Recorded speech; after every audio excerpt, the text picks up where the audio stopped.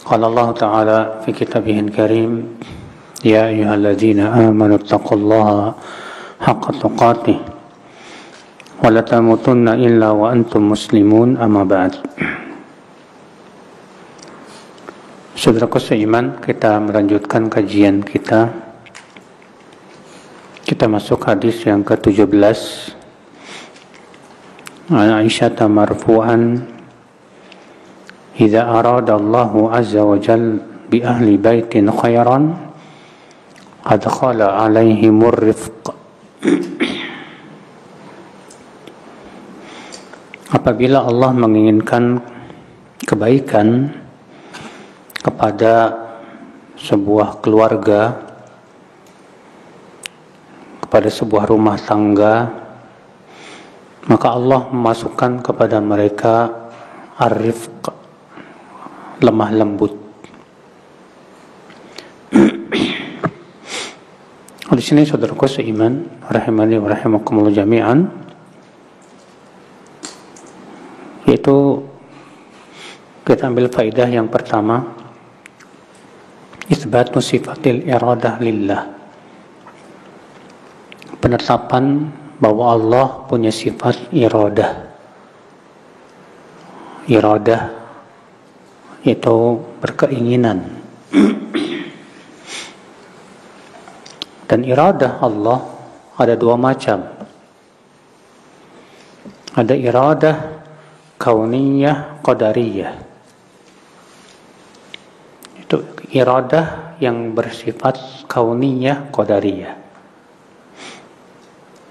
yaitu keinginan yang murni, yang tidak berhubungan dengan cinta dan ridho. Yang kedua yaitu iradah syar'iyah diniyah, yaitu keinginan Allah yang berhubungan dengan pensyariatan. Dan iradah yang kedua ini adalah iradah yang berhubungan dengan cinta dan ridho Allah.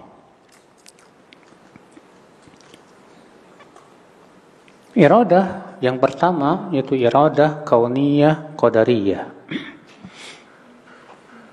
Semua yang Allah inginkan di langit dan di bumi itu masuk dalam iradah kauniyah qadariyah. Allah menginginkan adanya langit, bumi, berbagai macam planet, berbagai macam makhluk. Ya. Allah menginginkan adanya kemungkaran dan kebaikan. Allah menginginkan adanya iblis dan bala tentaranya. Allah menginginkan adanya kesesatan dan pelaku-pelakunya. Semua itu adalah keinginan Allah, iradah kauniyah qadariyah. Namun apakah yang Allah cintai dan yang Allah inginkan itu dicintai oleh Allah? Belum tentu. Allah menginginkan adanya iblis. Apakah berarti Allah cinta kepada iblis? Jawab tidak. Allah menginginkan adanya maksiat. Apakah berarti Allah cinta kepada maksiat? Jawab tidak. Nah, ini disebut dengan iradah kauniyah qadariyah. Kenapa Allah menginginkan adanya maksiat? Untuk menguji hamba-hambanya. Saudaraku seiman, rahimani wa rahimakumullah jami'an. Adapun iradah syariah diniyah, yaitu syariat yang Allah turunkan berupa perintah dan larangan. Allah menyuruh kita sholat, zakat, puasa, haji, melarang kita dari riba, zina, mencuri, dan yang lainnya. Allah menciptakan maksiat, tapi Allah melarang kita berbuat maksiat.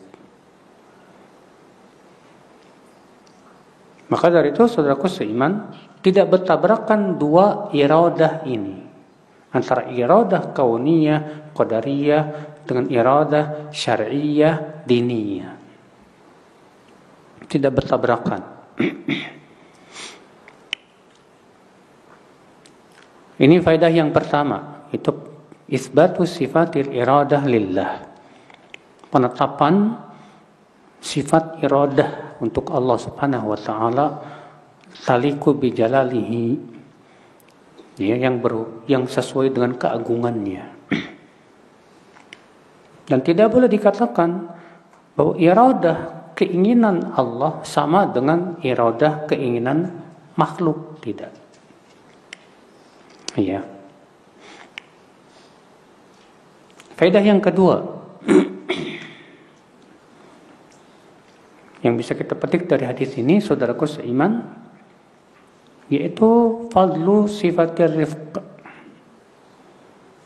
keutamaan sifat lembut, lemah lembut.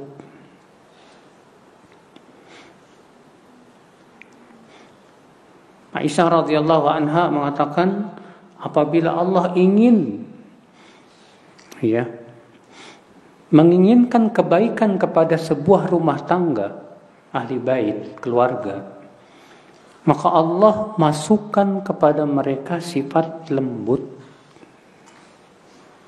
Berarti sifat lembut itu tanda Allah menginginkan kebaikan. Makanya sifat lembut itu, saudaraku seiman, sangat kita butuhkan dalam kehidupan kita.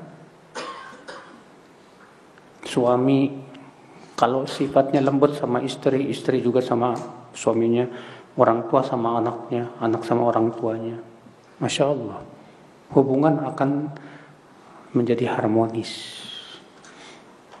Tapi kalau orang tua kasar sama anak, anak kasar sama orang tua, pecah hubungan, pecah rumah tangga. Bahkan ketika kita berinteraksi dengan sesama kita, sama teman-teman, kita butuh sifat lembut. Makanya kata Rasulullah SAW, inna rifqa la yakunu fi syai'in illa zana, wa la yunza'u min syai'in illa syana. Sifat lembut tidaklah ada pada sesuatu kecuali akan menghiasinya. Dan tidaklah dicabut dari sesuatu kecuali akan mencorengnya. Kamu, ya, yang kamu sampaikan bagus, kamu di atas akidah bagus, tapi kamu orangnya kasar. Kalau ngomong nyakitin hati, saya yakin orang tidak akan suka sama kamu.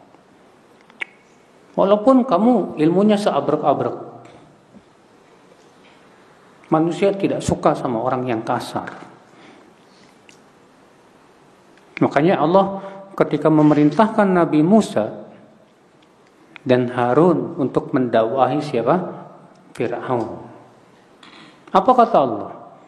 Idhaba ila fir'auna innahu tagha faqula lahu qawlan layyina la'allahu yatadzakkaru aw yakhsha. Pergilah kalian berdua kepada Fir'aun dan ucapkan kepada Fir'aun dengan ucapan yang lembut agar ia mau ingat atau takut. Tuh lihat. Lihat saudaraku seiman, ya. Allah menyuruh Nabi Musa mendakwahi Fir'aun dengan sifat apa? Lembut. Karena memang pada dasarnya manusia itu suka sifat lembut dan tidak suka sifat kasar. Kecuali orang yang memang biasa hidup di masyarakat yang kasar. Akhirnya yang kasar dianggap lembut.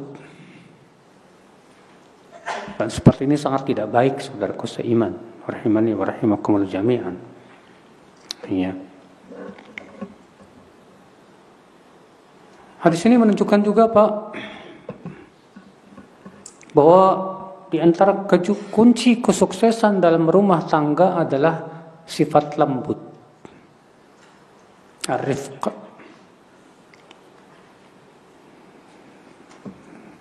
Bila kita ingin rumah tangga kita baik, sukses,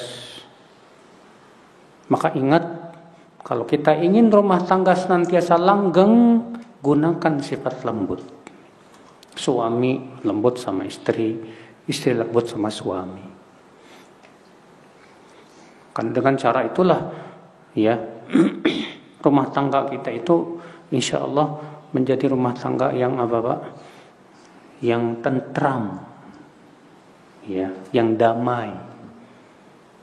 Dan itu kenikmatan ya akhi dalam rumah tangga. Kita masuk hadis ke-18.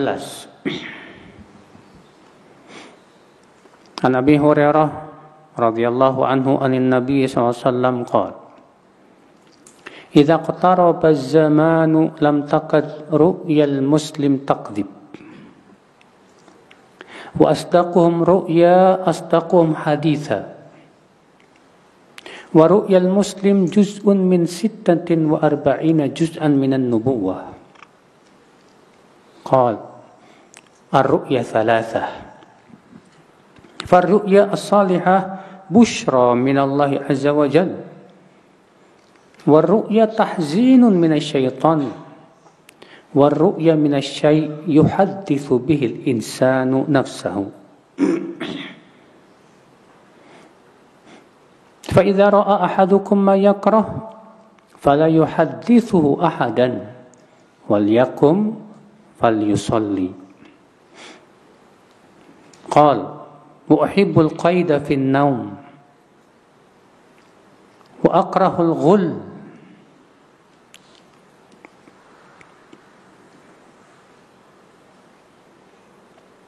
Dari Abu Hurairah, semoga Allah meridainya,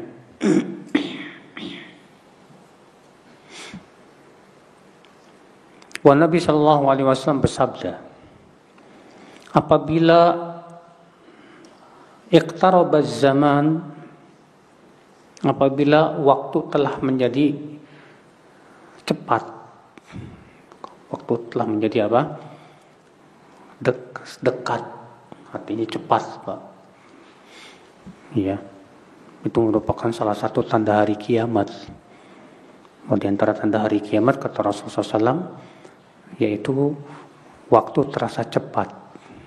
Setahun seperti sebulan, sebulan seperti seminggu, seminggu seperti sehari, sehari seperti sejam. Ya. Dan ternyata saudaraku seiman, yang Rasulullah kabarkan terjadi di zaman sekarang, ya, waktu itu sudah mulai terasa cepat sekali. Ikhwat Islam, saudaraku seiman,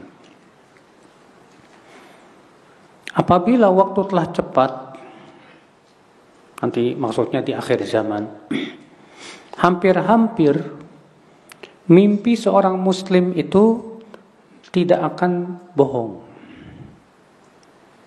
Artinya mimpi seorang muslim itu nanti di akhir zaman benar. Dan yang paling benar mimpinya yang adalah yang paling jujur ucapannya. Artinya Pak, orang yang paling mimpinya paling benar itu adalah orang yang gak pernah bohong, gak pernah berdusta. Semakin dia jujur, mimpinya juga semakin benar. Dan mimpi muslim, kata Rasulullah, itu 1/46 bagian kenabian. Lalu Nabi bersabda, mimpi itu ada 3. Mimpi ada 3. Yang pertama, mimpi yang benar, yang berasal dari Allah. Ia adalah kabar gembira dari Allah Subhanahu wa ta'ala. Yang kedua, mimpi yang membuat sedih, dan itu berasal dari setan. Yang ketiga, mimpi yang berasal dari pikiran. Dari apa? Pikiran. Antum kepikiran utang terus. Saking mikirin terus akhirnya ke bawah mimpi. Maka itu namanya mimpi yang berasal dari apa? Pikiran. Iya. Maka apabila salah seorang dari kalian melihat dalam mimpinya sesuatu yang ia tidak suka, maka jangan ia ceritakan kepada siapapun. Hendaklah ia berdiri untuk sholat. Artinya kalau kita mimpi buruk, langsung pergi wudhu lalu sholat. Iya. Dan aku suka qaid dalam tidur, yaitu qaid itu sabatun fiddin, kekuatan dan kekokohan di atas agama. Dan aku tidak suka sifat gul, khianat. Iya. Saudaraku seiman rahimani wa rahimakumullah jami'an. Di sini kita ambil faidah, Pak, bahwa di antara tanda hari kiamat, mimpi seorang muslim itu nanti akan benar-benar terjadi. Siapa di antara kalian yang pernah mimpi terus mimpinya terjadi? Ada? Ada enggak? Pernah enggak? Mimpi terus mimpinya terjadi? Enggak pernah? Iya. Kalau saya sering. Saya dulu di Madinah waktu kuliah mimpi bikin tower radio. Ternyata benar. Ya. Pulang-pulang dari Madinah tahun 2004 bikin radio. Iya. Kejadian ya, sesuai dengan yang saya mimpikan di Madinah dulu itu. Saudaraku seiman rahimani wa rahimakumullah jami'an. Dan orang yang paling benar mimpinya siapa? Yang paling jujur ucapannya. Artinya kalau kamu jujur, nggak pernah dusta, nggak pernah ngibul, nggak pernah bohong, itu pengaruh ke mimpi. Mimpinya pun jadi benar, jujur. Tapi kalau kita suka bohong, mimpinya pun semakin tidak benar. Ternyata ya kejujuran itu berpengaruh kepada mimpi ya. Subhanallah, saudaraku seiman rahimani wa rahimakumullah jami'an. Berarti ini menunjukkan, Pak, keutamaan sifat jujur. Dan di zaman ini untuk jujur itu berat. Rasulullah SAW bersabda, satakunu sinuna khadi'at, akan muncul nanti tahun-tahun yang menipu. Yusaddaqu fiha al-kadhib wa yukadzabu fiha as-sadiq. Orang yang jujur dianggap dusta. Orang yang dusta dianggap jujur.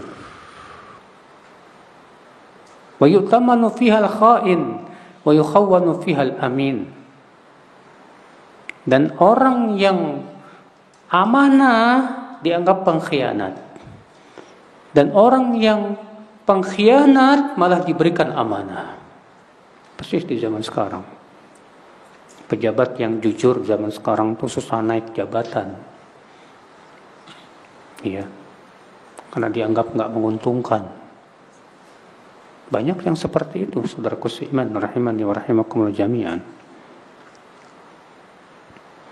Faedah selanjutnya, saudaraku seiman, yang bisa kita petik dari hadis ini, bahwa mimpi para nabi itu termasuk wahyu. Mimpi para nabi itu termasuk apa? Wahyu. Artinya kalau seorang nabi bermimpi, itu artinya wahyu dari Allah. Makanya Nabi Ibrahim pernah bermimpi mau menyembelih anaknya yang bernama Ismail. Apa kata Nabi Ibrahim kepada Nabi Ismail? Ya bunai, hai anakku, inni ra'aitu fil mani anni adbahu. Aku bermimpi dalam tidurku bahwa aku menyembelih kamu, nak. Fanzur madza tara, bagaimana pendapatmu? Apa kata Ismail anaknya? Ya abati fa'al ma tu'mar. Hai ayahku, lakukan saja yang Allah perintahkan kepadamu. Itu menunjukkan mimpi para nabi itu apa? Wahyu.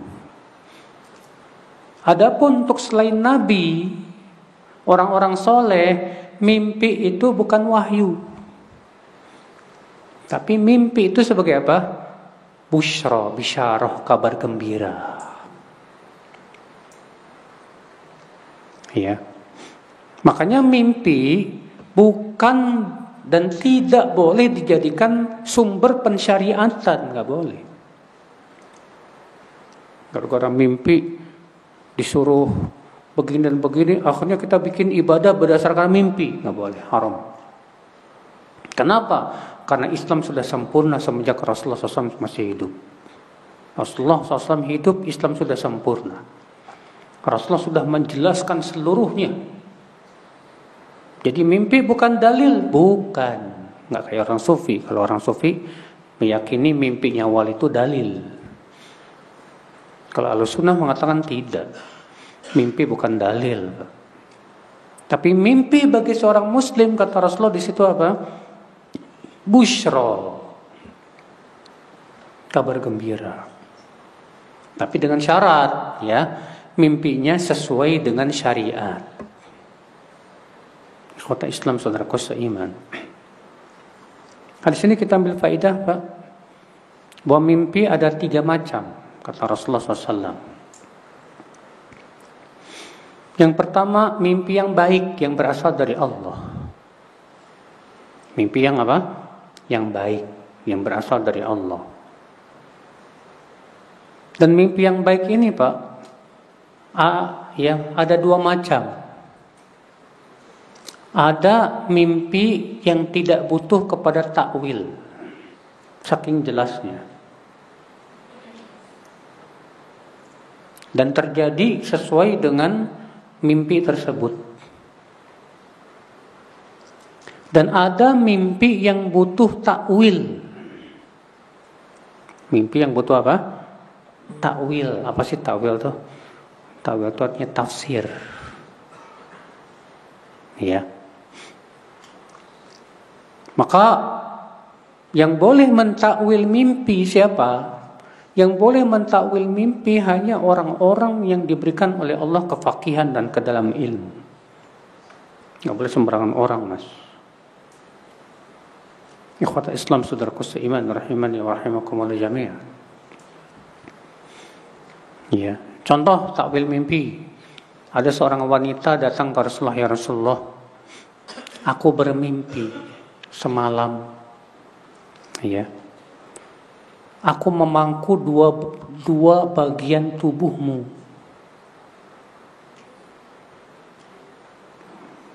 Bayangkan, si wanita ini bermimpi memangku bagian tubuh Rasulullah SAW.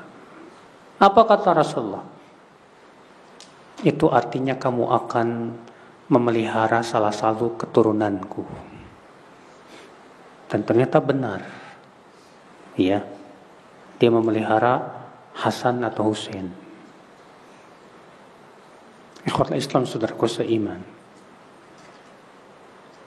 Pernah Rasulullah bermimpi minum susu sampai kenyang.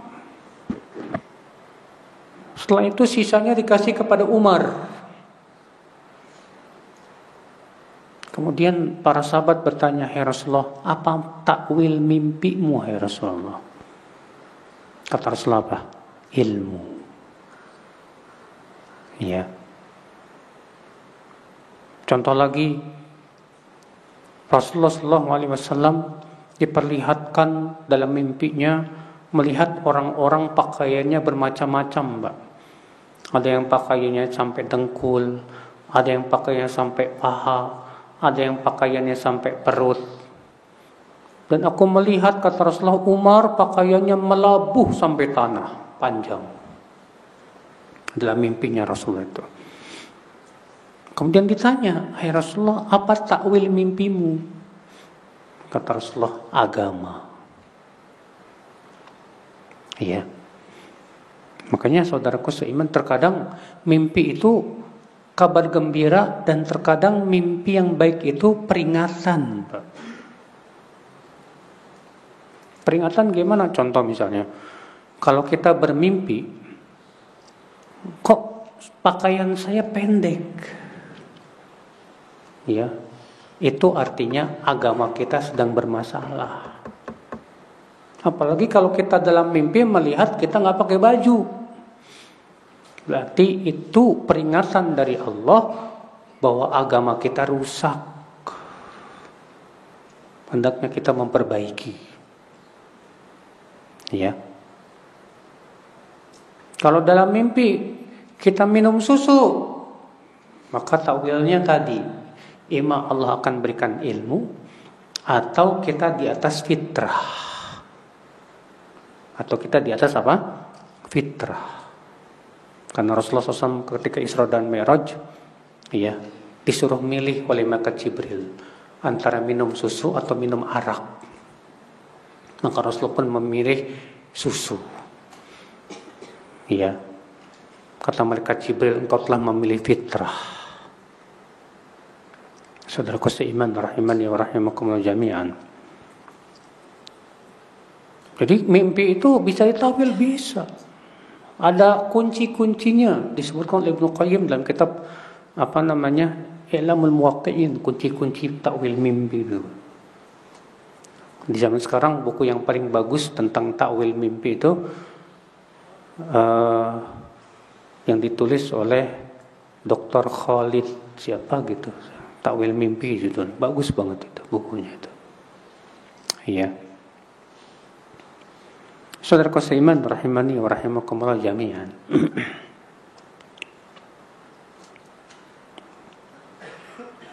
Kemudian mimpi yang kedua, kata Rasulullah apa? Mimpi yang berasal dari setan. Mimpi yang berasal dari siapa? Setan. Dan mimpi yang berasal dari setan itu biasanya ima menakut-nakuti atau membuat kita bersedih. Ya. Kenapa? Karena memang setan selalu menakut-nakuti. Allah berfirman, "Innama dzalikumu syaitan yukhawwifu awliya'ah." Itulah setan menakut-nakuti wali-walinya. Kita bermimpi ketemu makhluk seram. Atau kita bermimpi ketemu kuntilanak, atau bermimpi ketemu genderuwo misalnya, kita katakan itu semua dari setan. Atau yang membuat kita sedih, ya, maka itu dipastikan mimpi dari setan. Adapun yang ketiga tadi, yaitu mimpi yang berasal dari pikiran. Mimpi yang berasal dari pikiran, karena sering mikirin akhirnya kebawa mimpi. Hadis ini menunjukkan adab mimpi buruk. Apa adabnya? Kalau kita mimpi buruk, adabnya pertama, jangan ceritakan kepada siapa-siapa. Yang kedua, ta'awudz, a'udzubillahi minasyaitonirrajim. Lalu meludah ke kiri, tuh. Ya, demikian yang Rasulullah ajarkan. Lalu kemudian mengubah sikap kita yang tadinya ke belah kanan jadi ke kiri misalnya. Itu yang dari Rasulullah SAW yang sampaikan kepada umatnya dalam hadis-hadis yang sahih. Ya. Jadi kalau kita mimpi buruk jangan cerita-cerita, nggak usah.